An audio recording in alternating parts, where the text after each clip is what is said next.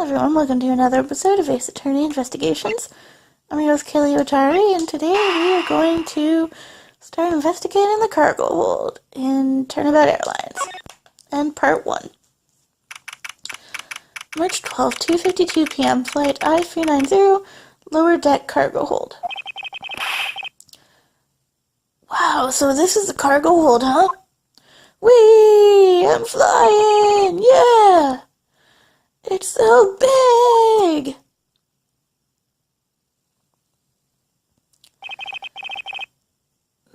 This plane is a special model. It has both a super large cargo hold and ultra luxurious first class seating. So is this the real scene of the murder? There is certainly a high probability of that, which is why we are here, correct? Okay, let's get investigating, sir. Investigating with gumshoe time! Out of the cargo hold deck. First, I'd like to speak to Francesca. You're out of the scene of the crime before Detective Gumshoe, correct? And you then immediately began to direct the investigation. It seems to me that you were already here at this airport for something besides the murder. Yes, I was. I've been following a very large and involved government-level international crime, but it's much too large for one person to take on alone. So it was decided that I should form a joint investigation with Interpol. Interpol is involved. It's a top-secret operation, so I really can't tell you any more than I already have. If I need more information to ask her more about it. Holy suitcases, Mr. Edgeworth! It's like an all-you-can-use suitcase fair! These must be all the leftover ones they couldn't sell. The ones the company is planning to dispose of after this flight is over. This paint job is really cool. Don't you think it's practically screaming artsy, man? Oh, why not purchase one then? I'm sure it will bring you much happiness. You think so? Maybe I will. Let's see here. Wait, $1,200? I just think I'll pass. I mean, I can barely afford my noodles, let alone that. And Miss Tenero wonders why they don't sell. You'd need 2 jobs just to buy one. It definitely looks like one is missing. What is this? Brittle substance I'm stepping on? It's a bunch of glass fragments. Could those be from glasses, perhaps?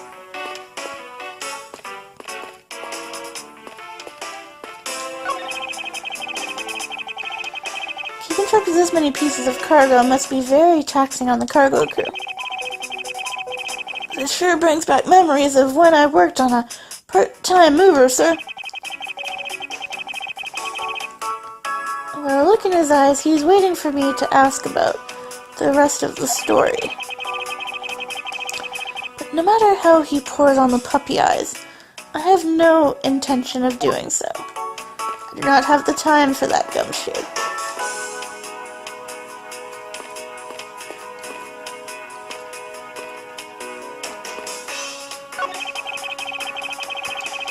Ooh, I just love pushing the button on elevators and crosswalk signals.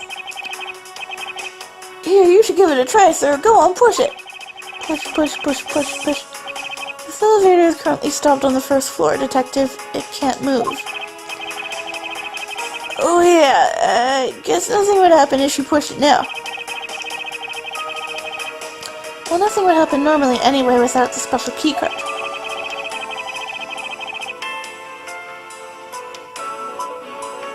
Both the door to the attendance room and the elevator's control panel require a keycard, which makes it impossible for a passenger to come down here.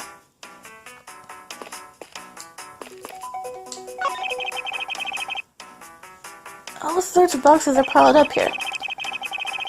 This This one says flammable, and this one it says pharmaceutical. This one says for exorcism use only.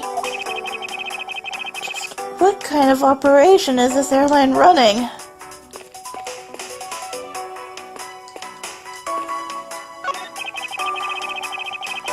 Have you noticed anything strange happening around here?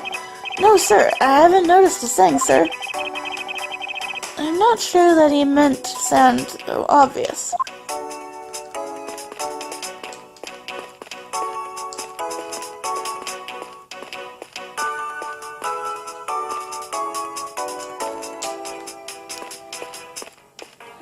There's certainly nothing much up here.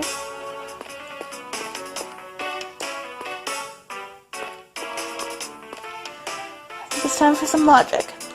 We must put some together now. Broken glasses and the glass shards. And I have it. I think we can safely conclude that these fragments are from a pair of glasses. And the victim was wearing a pair of broken glasses, sir.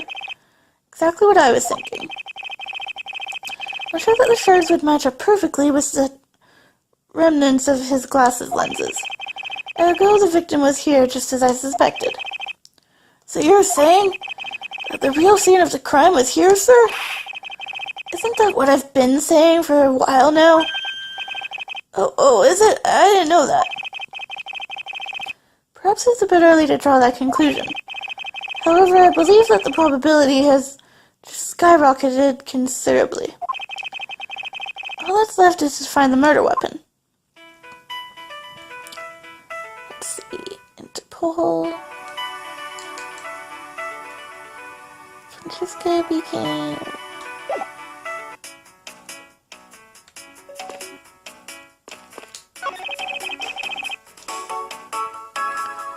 Hey, what's with the suitcase, pal? It's with the victim checked in, sir. So this suitcase belonged to Mr. Hicks. I don't think he'd mind if we took a closer look. There's nothing out of the ordinary in here, sir. Wait, a file. And there's a photo of Miss Von Karma in it, sir. It looks like a profile on Francisca. Why would Mr. Hicks have had a file on her? That is the piece I was missing. Now for logic again. And we shall have it. Now, why would Mr. Hicks have documents profiling Francesca? Oh, I know. Abby's a big fan of Miss Von Karma, sir.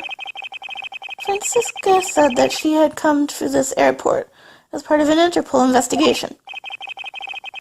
Oh, maybe Mr. Hicks had heard she was coming here, and he followed her. Detective, I think it's more likely that Mr. Hicks was in actuality Interpol agent Hicks. I think Francisca had some explaining to do.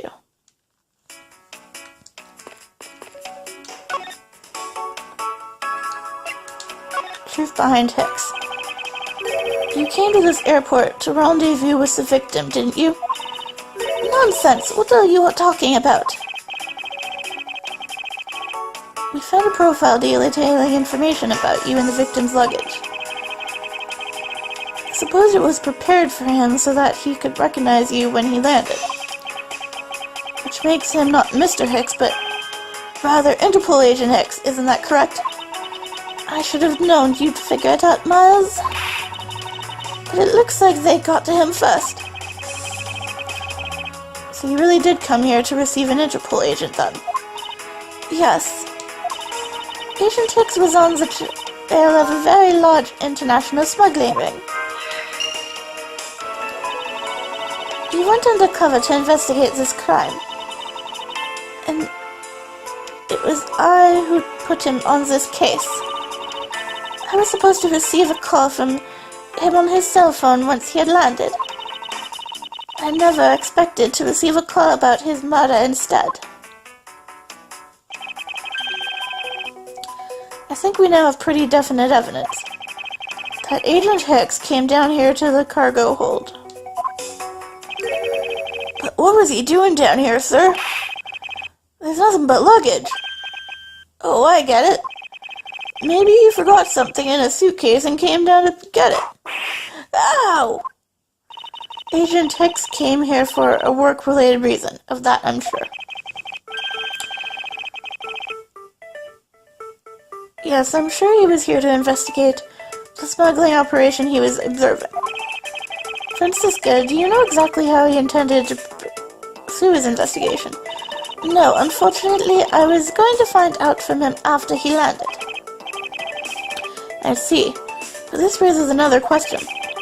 A normal passenger can't access the cargo hold on their own. Agent Hicks must have identified himself to a member of the crew and entered the cargo hold with that person who let him in. Yes, and then he was murdered here. These glass fragments and his broken glasses are a testament to that, and then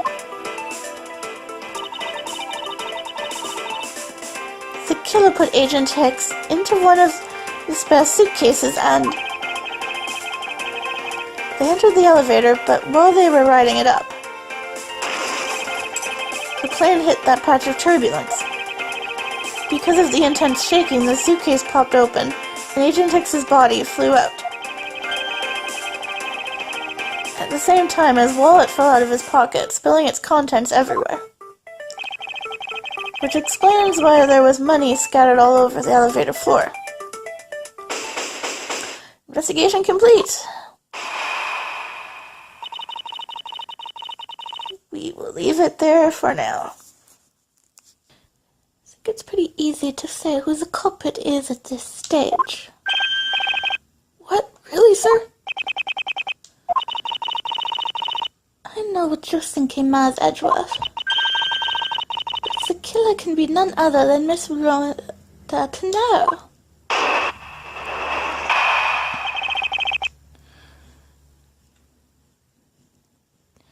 Definitive evidence.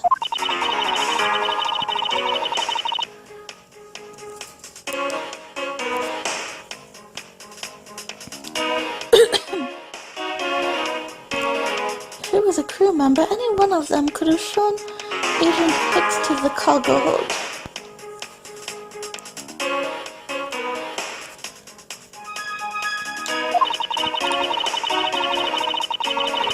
But the point to keep in mind is the key card that allows the elevator to come down here. The only person with such high-level access is Miss Rhoda Turnabout.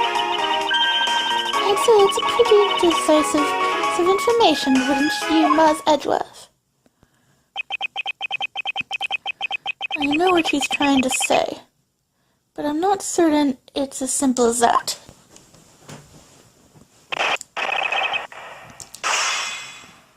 Rebuttal.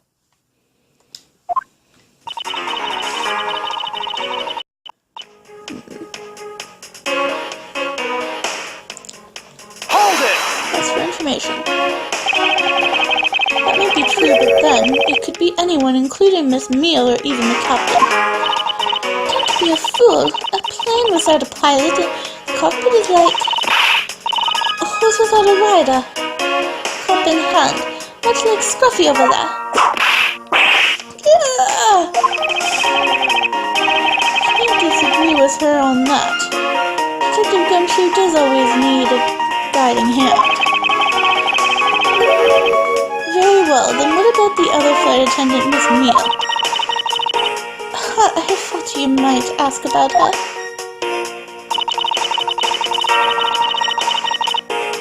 Hold it!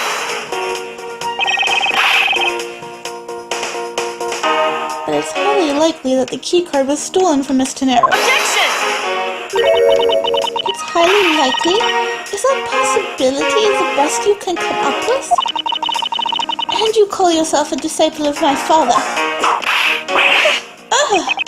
Yes, well, I don't have any evidence. Be quiet, you're a disgrace. There's more evidence pointing to Miss Rhoda Turnabout, you know. It's not just the key card that gives her away.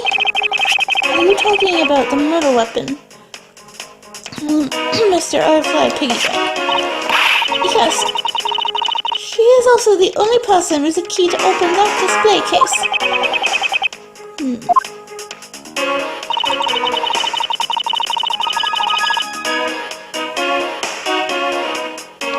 Hold it! Objection! Wait. Stop right there, Miles Edgeworth. You don't have any proof that this is just a red herring. If you must keep on insisting that it is a fake, then where is the real murder weapon and where did it go? Speechless, I see. That's not a surprise. After all, you know that we've searched the entire cargo hold and came up empty-handed. There must be a way.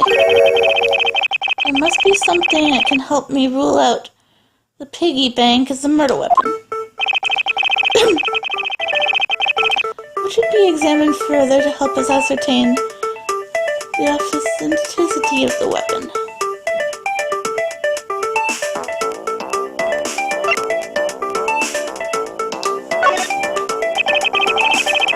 I think we should examine the crime scene in more detail. We might turn up the murder weapon if we search all of the cargo and luggage. Did you think I hadn't thought of that? Even now we're searching through them. But we haven't found anything that even closely resembles a murder weapon. Alright then. I suppose we should examine something else. If it's not that, the piggy bank itself, perhaps? We should examine the piggy bank itself once more to determine if it is the real murder weapon. If this is a real weapon, it should be damaged or perhaps have a dent on it somewhere. We've looked into that already and there is no sign of anything on it. But we can't discount it as a murder weapon on that fact alone. The piggy bank is after all made of a stronger material than human flesh. Duh. If I can't prove it through the piggy bank itself, then I must find another way. What could it be? Well, there's only one thing left. Let's look at the body more closely. Francisca, I think you were too quick to jump to your conclusions. Oh, was I? Yes, we don't even have the autopsy report results yet. How can I not say that you made a snap judgment when you have yet to even see? The wound on Agent Hick's head is consistent with the murder weapon. Scruffy! Yes, sir? Contact the medical examiner office at once. I wish to hear the results of Agent Hicks's autopsy. Yes, sir.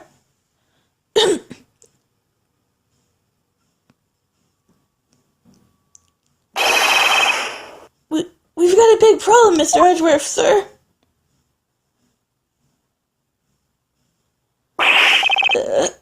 What is it, Detective? They're still doing the autopsy, but they said that they already know the one thing for sure. Report. Now. Now! The doc said that it's one giant bruise from a beating from his shoulder down to his mid-back. From the victim's shoulder to his mid-back? He was beaten over such a wide area? I'd say maybe it's a sign the killer had a grudge against Agent Hicks. It wasn't just his head. The killer went all out and hit him multiple times, sir. Autopsy report that I jotted down my organizer. Scruffy, what is has a grudge against Agent Hicks supposed to mean? Well, that's, was the wound on the victim's head consistent with the murder weapon, Detective? Oh, well, they said they're still looking into that, sir. Completely useless, Scruffy!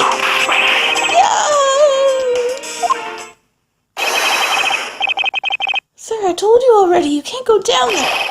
No, you will move yourself from my way. What is all that racket?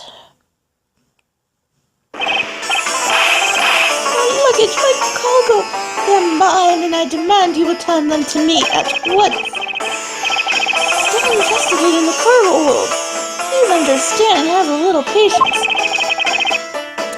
Suppose there's no choice. Try Melanie and Kiki. Hey, what are you? You left me no choice but to use strong force. Ah! You won't get past me.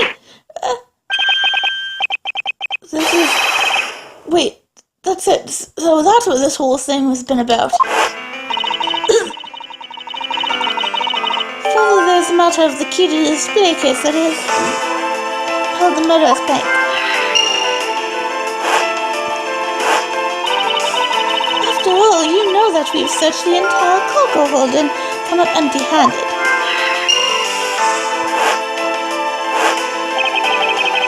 The dog said that it's one giant bruise from a beating from the shoulder down to the mid-back.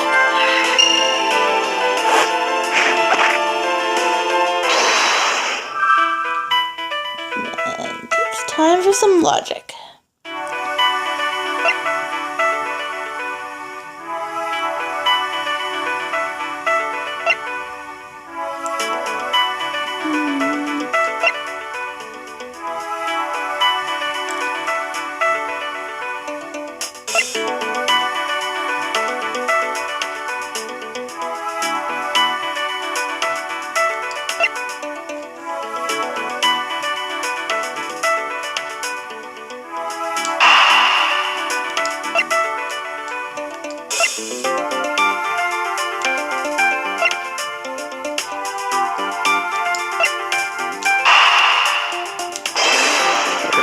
This perhaps? No, not that.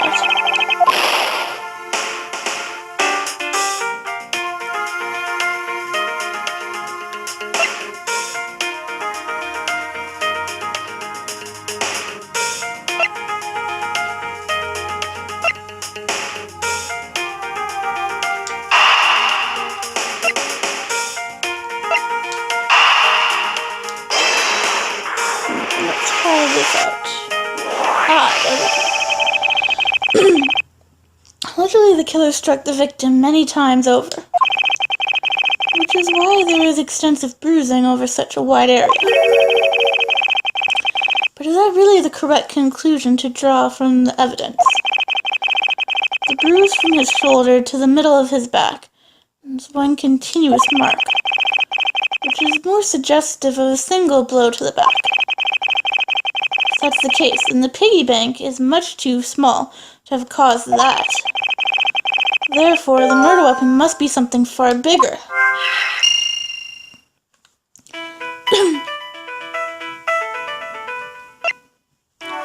Sizable weapon.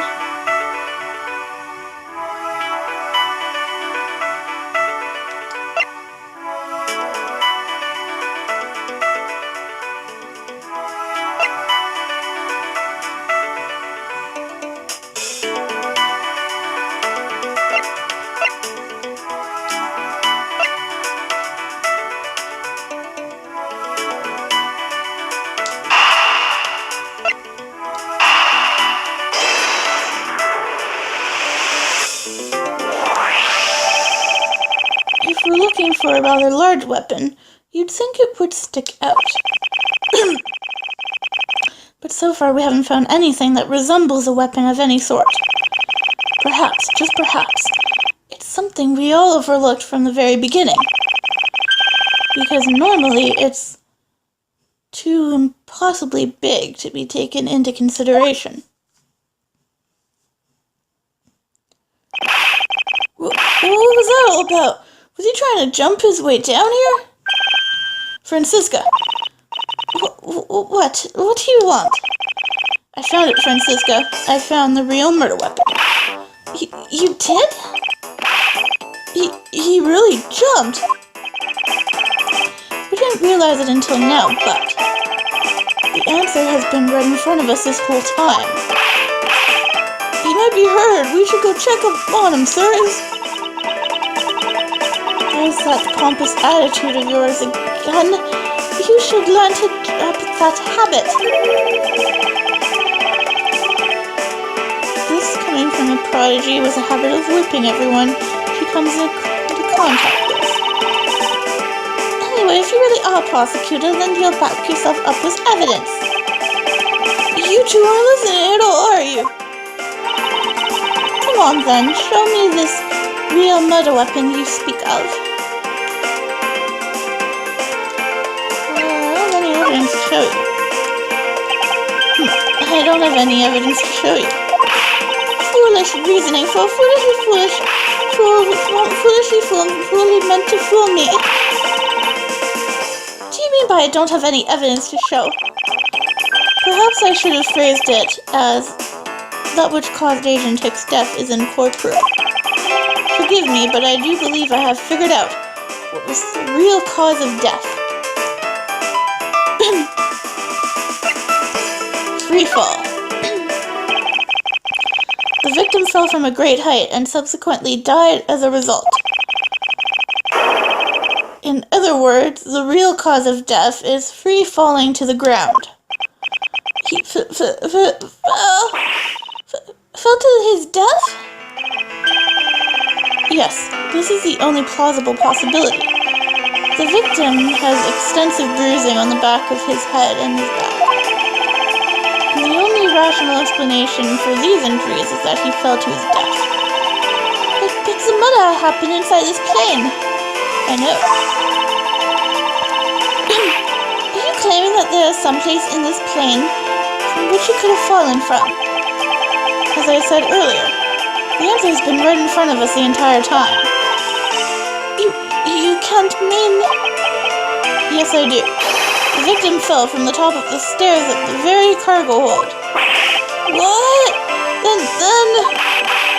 We're in trouble. We may have a second death on our hands, sirs. Hey, you. Tell me you aren't dead, pal. Quiet while you screaming. He's alive! Sirs, he's alive! And there you have it, Miles Edgeworth. It's not possible that Agent Hicks fell over the railing to his death. That man is living proof of that. I suppose it's true, but it's not possible, given the current circumstances. The current circumstances? What is that supposed to mean? Suppose that large piece of cargo wasn't there at the time. What would have happened then? He would have been a brilliant pancake for sure, sir. I suppose that man over there wouldn't still be breathing. But the reality is that the cargo box is there. So there's no point in entertaining your wild hypothetical scenarios. It may be there now, but there is no proof that it was always there. Ha! As if there could have been a window of time when that giant box was not there. But there was. What? What can I use to show her that it's possible the box has not always been where it is now? Is that refueling? Here it is. Move over there and maybe that. You refueled in the Republic of Zhangfa? Yes, this flight had a short layover in Zhangfa in order to refuel. But that wasn't the only reason for the layover. We also transferred some cargo. What if the box in question was only transferred onto the plane at that time? To further prove my point, let's take a look at what's next to the box in question. It's labeled Zhangfa Express. Correct. Meaning it was loaded onto the plane in Zhangfa.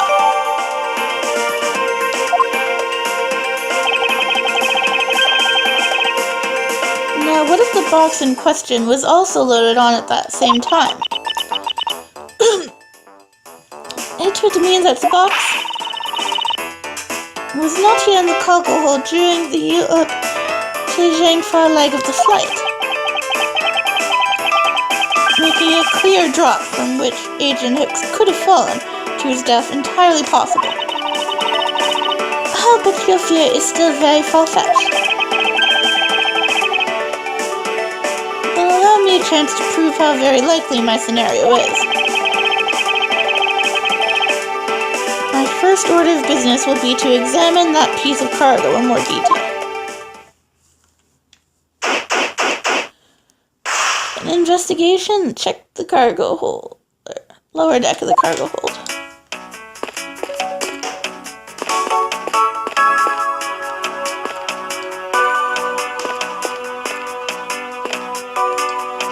I'm gonna take a look at this big giant thing here. But first I'm gonna need a bit of a save. Okay, we're getting back to the investigating and looking at this giant piece of luggage. This is a rather large piece of cargo. Hang on, sir, let's see. Red statue. Never heard of it. Nor I.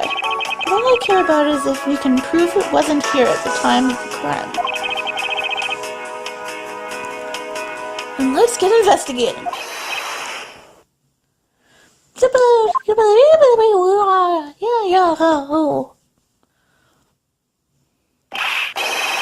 Look, here, do not go about touching my possessions without my permission. Don't rush up on me like that, pal. So this belongs to Mr. LeBlanc, does it? I should see what else I can find out from him.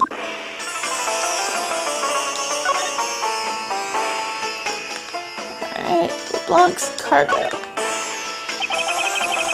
I take it that this large piece of cargo belongs to you, Mr. LeBlanc.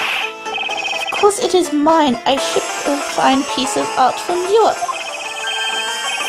This Aleph Rid statue is worth 10 million cents. No, maybe much, much more. Mr. LeBlanc's reason for choosing this plane must have been the large cargo hold. 10 million cents? I suggest you stop trying to calculate how many packets of noodles that makes, detective. Darn, how did you do that, sir? I feel like you keep getting better and better at seeing right through me every year. And I just wanted some noodles, what's so wrong about that? Though I grow with each revolution of the plane around the sun. I have the distinct impression he continues to madly spin in place. Hey, Mr. Edgeworth, so that 10 million cents, is that in euros or in dollars? Does it really make a difference to our case? Mr. LeBlanc, there is a chance that your cargo is related to our murder case. I was wondering if you would allow us to examine it a bit closer. It is a very valuable piece of art, so no, there will be no touching.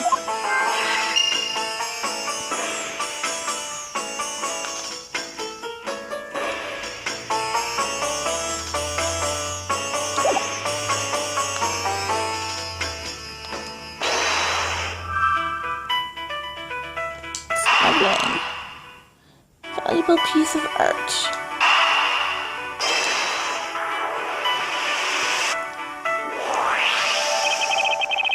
If Mr. LeBlanc has something to do with the smuggling ring, then it's possible this fake statue was brought on board in Zhangfa. I think I need to question him a bit further.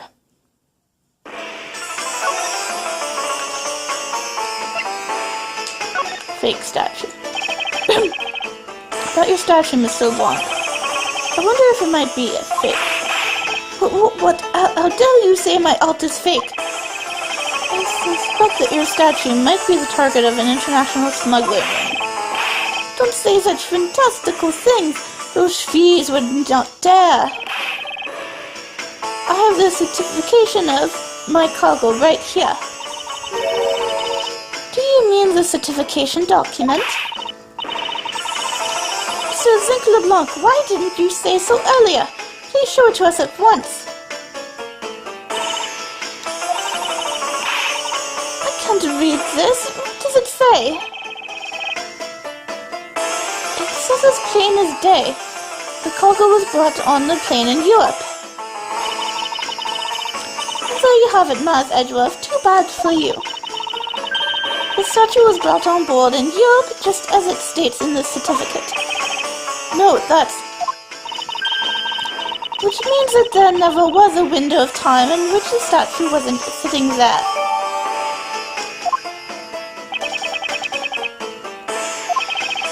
respectfully disagree. We can't discount the fury until I see the statue for myself. Then you can have your wish. Look at it yourself and see I am right. That statue is not a fake. I know I've seen this somewhere before.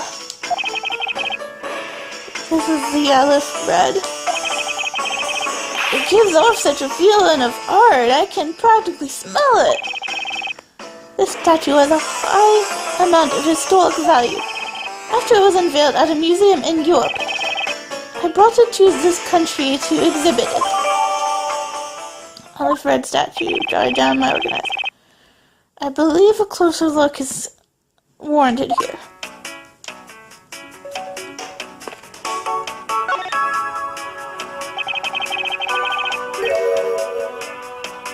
So this is the infamous Olive Red statue.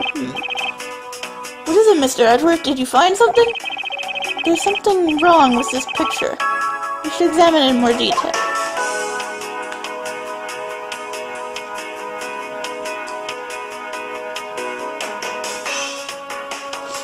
Well, there's something about the eyes.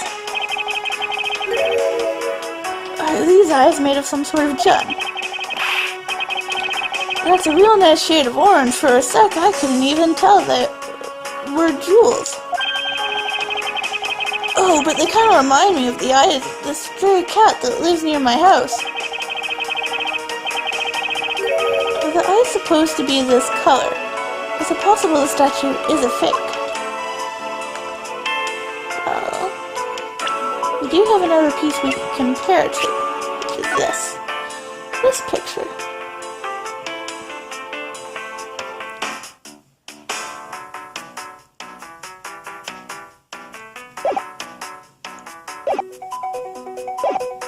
I think it's the eyes. Not entirely sure though.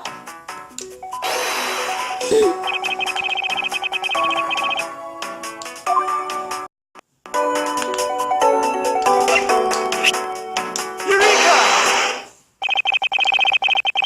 These eyes are awfully orange, don't you think? Yeah, and that reminds me of sunsets. When I was in grade school, sir. I don't think you see what I'm talking about. No, I do, but it's really like the color of the sun when it's setting, sir. The memories. I remember standing out in that field, spinning with my arms out until I felt ill. I don't care about sunsets. Focus, detective. What color are the eyes in this photo? Sir, they're red. As I thought, the statue is a fake. Mr. LeBlanc, what do you want? Do you not know I am busy, man? I'll allow you 2 seconds for your answer. The olive red. I suppose this is your pride and joy, is it not? It is the biggest trophy on this European trip. Do you know why I wanted to possess this statue? Trigger started 17 years ago. Better grab a chair, sir. Sounds like this is going to be a long story. Mr. LeBlanc, I regret to inform you, and you have my heartfelt sympathy, but...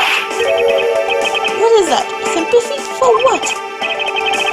You'll see. I'd like you to compare the eyes. That large fellow there has very bright and pretty eyes compared to you. I wasn't talking about the two of us. I meant the eyes of the statue in front of us and the one in this photo. Why is this sudden yelling? Now then, oh! It is a photo of the statue on display at the museum in Europe.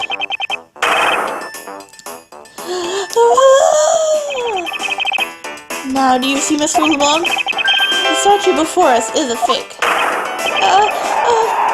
Fake? I believe that even further examination will be required. Now that we have confirmed that this is indeed a fake, there must be some sort of proof that this was brought on board in Jiangfa. I will present to you evidence that will resolve the remaining contradiction.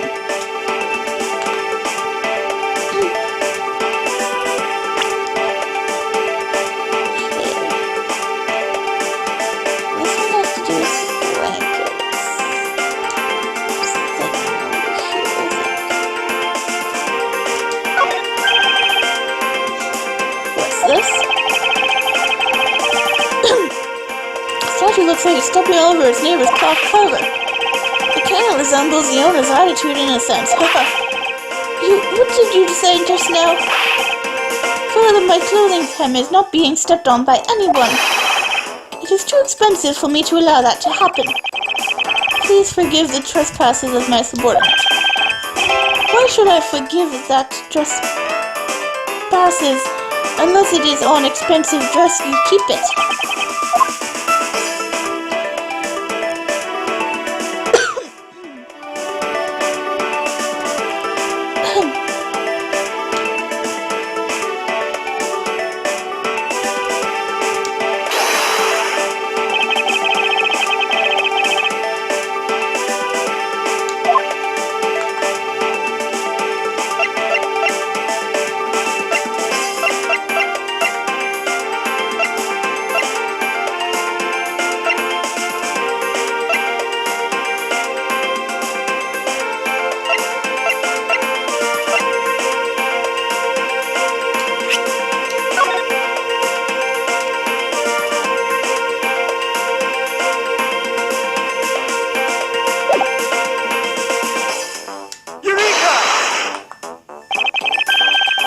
There's clear contradiction here. What are you going on about?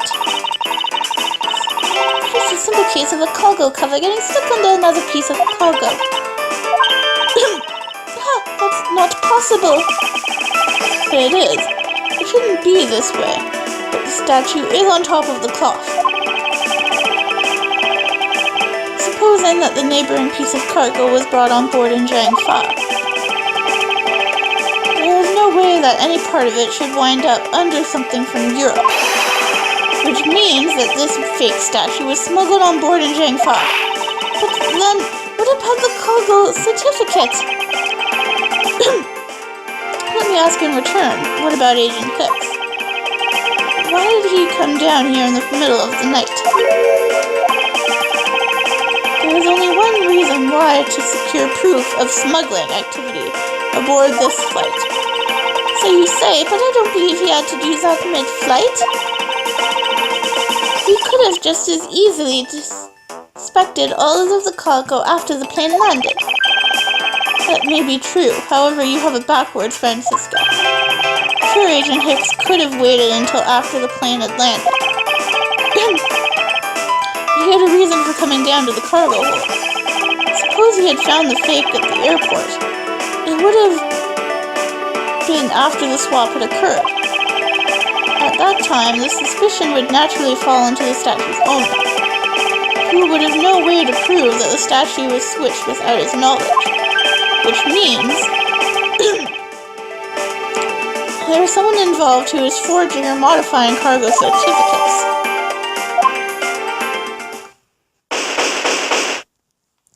Investigation complete! I guess the victim knew the real version of this was gonna get nabbed, huh? Yes. Well, this photo could be seen as nothing more than a simple souvenir. It was in fact taken to be used as a reference document later on. Next, Agent Hicks had to secure proof that the smuggling had taken place. He came down here to take a picture of the cargo hold. A rather empty one at that, right before the fake statue could be loaded on board. A photo of the hold missing a valuable piece of cargo would have been proof enough. After that, all he had to do was hold the Jiangfa cargo crew and arrest the smuggler. Exactly. This only goes to prove my theory. If the statue was not in the cargo hold during the Europe to Jiangfa leg of the trip, there would have been enough height from which Agent Hicks could have fallen to his death. Officer! Move the statue immediately! I want a full examination of the floor underneath now! Miss Von Karma, I am ready to report my findings. Go on. After moving the elephant statue out of the way, we tested the area under it with luminol and there was a reaction. I see. There was a reaction to luminol, an indication that there was blood in that spot. Can we stop looking at it now, officers? It would seem that my deductions were correct after all. I suppose it would appear that way, yes. The culprit cleaned the blood up well. And how do you think the killer did that? How did the killer clean up all the blood?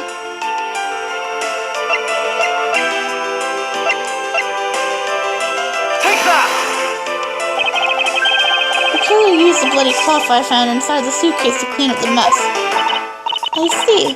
They had a need to clean up all the blood before the plane landed in Jiangfa. Yes, because otherwise the cargo crew would have discovered it during the layover. So you guys are saying, what did you say? That murder happened before the plane landed in Jiangfa? There is no other conceivable timeline for the events of the murder. But if that is true, then that throws a certain person's testimony into doubt. If the murder occurred before we landed in Jiangfa, then this becomes highly suspect. Miss Mills' testimony. Recall Miss Mills' testimony about Agent Hicks in regard to when we departed Jiangfa. I saw Miss Hicks getting into his seat at 5 a.m., you know. She claims Agent Hicks was alive at the time of the service calls, but that totally contradicts the facts, sir. But why would she lie about something like that? I think the only person who can answer that is Miss Meal herself. To be continued for another time. So that's it for this episode. I'm your host, Kaylee Hiwatari. Please like, subscribe, comment. Let me know what you think. And next time we'll continue finishing case 2.